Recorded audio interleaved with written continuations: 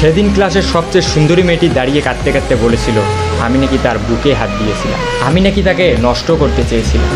সেদিন সবাই আমার দিকে ঘৃণা নিয়ে তাকিয়েছিল। ক্লাসের প্রায় 80 জন ছাত্রছাত্রী সবাই আমাকে খারাপ ভেবেছিল। সবাই মেয়েটির কান্না ভেজা কণ্ঠ বিশ্বাস করেছিল। আমার সবচেয়ে কাছের বন্ধুটাও আমার থেকে দূরে চলে গিয়েছিল। আমার সবচেয়ে প্রিয় শিক্ষকটাও আমার গালে চড় মেরে বলেছিল তোমাকে সবচেয়ে ভালো ছাত্র ভাবতাম, তবে তুমি আজকে যে কাজটি করেছো তার জন্য তোমার উপর থেকে আমার সমস্ত ভালোবাসা শেষ হয়ে গিয়ে। যে নিজেকে একজন ভালো মানুষ হিসেবে প্রতিষ্ঠিত করতে পারে না, সে যত ভালোই ছাত্র হোক না কেন, কোনো লাভ নেই। একজন লোকের সবচেয়ে বড় পরিচয় হচ্ছে সে একজন মানুষ। তুমি এখনো মানুষ হতে পারোনি, যদি পারো মানুষ হয়ে যাও। সেদিন আমি ক্লাসের কারো দিকেই চোখ তুলে তাকাতে পারিনি। কোনো অপরাধ না করেও নিজেকে অনেক বড় অপরাধী মনে হয়েছিল। আমার দুঃখটা সেদিন কারোর সাথে শেয়ার করতে পারিনি। যতটুকু সময় ক্লাসে ছিলাম শুধু মাটির দিকে চেয়ে চোখের পানি ফেলেছিলাম। সেদিন আমি বুঝেছিলাম চোখের পানিরও দাম কম আর বেশি হয়, কারণ মেয়েটার চোখের পানি দেখে সবাই ইমোশনাল হয়ে গিয়েছিল। আমি সত্যিই মেয়েটার সাথে এসব কিছু করেছি কিনা এসব কেউ ভাবেওনি, চিন্তাও করেনি। সবাই মেয়েটার চোখের পানি দেখে তার সব কথাই বিশ্বাস করে নিয়েছিল। আমার চোখের পানি কাউকে আবেগী করতে পারিনি। আমার মতোই আমার চোখের পানিটাও কম দামি।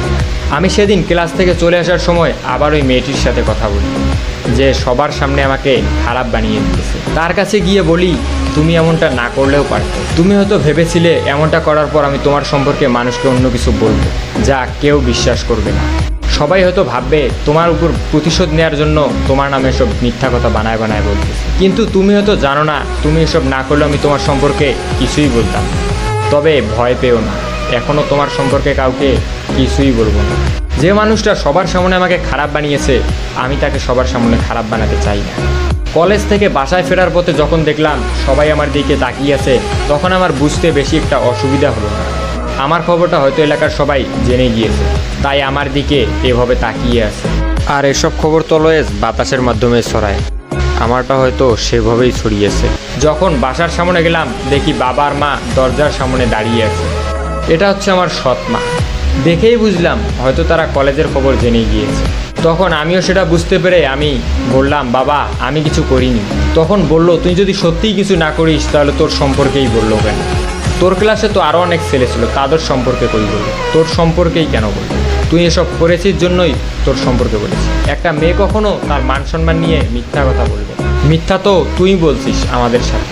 সৎমা যখন আমাকে কথাগুলো বললো তখন আমি চুপচাপ দাঁড়িয়েছিলাম, মাটির দিকে তাকিয়ে চোখের পানি অঝরে ফেলছিলাম। কি বলবো কিছুই বুঝতেছি না। কিন্তু হঠাৎ করেই মা বাবাকে যে কথাগুলো বললো এগুলো শোনার জন্য আমি মোটেও প্রস্তুত ছিলাম না। মা বাবাকে বলল তোমার এই ধর্ষক ছেলেকে আমাদের বাসায় রাখতে পারবো না। যদি তোমার ধর্ষক ছেলে বাসায় থাকে তাহলে আমি থাকবো না, আর আমি থাকলে ও থাকবে। আমার একটা মেয়েও আছে, আমি আর আমার মেয়ে ওর তো আপন কেউ না।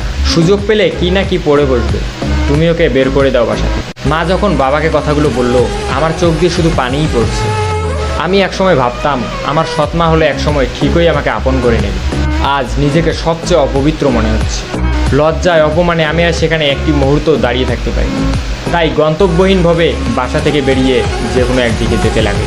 আমার বাবা একটিবারের জন্য আমাকে থাকতে বলিনি। সেদিন মনে হয়েছিল আজ থেকে হয়তো বাবা ছেলের সম্পর্কটা এখানেই শেষ। এটা তবে ভালো মতোই বুঝেছিলাম এ বাড়িতে হয়তো আমার আর কোনোদিনই স্থান হবে না। আমার কাছের মানুষগুলোই আমাকে বুঝতে পারিনি, দূরে ঠেলে দিয়েছে। এখন একজনই আছে শেষ ভরসা। সে মানুষটাকে আমি অনেক বিশ্বাস করি, ভালোবাসি। সেও আমাকে অনেক বিশ্বাস করে, ভালোবাসে। তবে কেন জানি না আজকে অনেক ভয় হচ্ছে। আর সবার মতো কি সেও আমাকে খারাপ ভাববে, আমাকে অবিশ্বাস করবে? অনেক প্রশ্নের উত্তর মনেই থেকে যাচ্ছে। সেই রাতটা নির্ঘুমভাবে সিয়াম নামের এক বন্ধুর বাসায় থেকে পরের দিন দুপুরে খেয়ে আমি চলে যাই আদিবার সাথে দেখা করতে। হ্যাঁ, আমি যেই মানুষটির কথা বলেছিলাম অনেক বিশ্বাস করি, সে আর কেউ নয়, সে হচ্ছে এই আদিবা। কিন্তু আদিবার সঙ্গে দেখা করতে গিয়ে আমি যা দেখলাম তা নিজের চোখে বিশ্বাস করতে পারি। কারণ সে আজ একা আসেনি, তার সাথে একটি মেয়েও এসেছে। তার সাথে যে মেয়েটি এসেছে সেটা আর কেউ নয়, এটা সেই মেয়েটাই যেই মেয়েটা আমাকে ক্লাসে অপমান করেছিল। কিন্তু আমি বুঝতে পারলাম না আদিবার সাথে মেয়েটার কিসের সম্পর্ক। আদিবার কোনো কাজিন নাকি বান্ধবী? আসলে এই পুরো স্টোরিটা আমার এক ফলোয়ার আমাকে টেক্সট করেছিল এবং বলেছিল যাতে আমি এই গল্পটা পড়ে আপনাদের শোনাই। অ্যান্ড গল্পটার সেকেন্ড পার্টও আছে। গল্পটি ভালো লাগলে অবশ্যই আপনার বন্ধুকে মেনশন করুন, চাইলে শেয়ারও করতে পারেন। এই ভিডিওতে 5K লাইক এবং 500 কমেন্ট হলেই ইনশাল্লাহ দ্বিতীয় পর্ব আসবে। সো আজকের মতো আল্লাহ হাফেজ।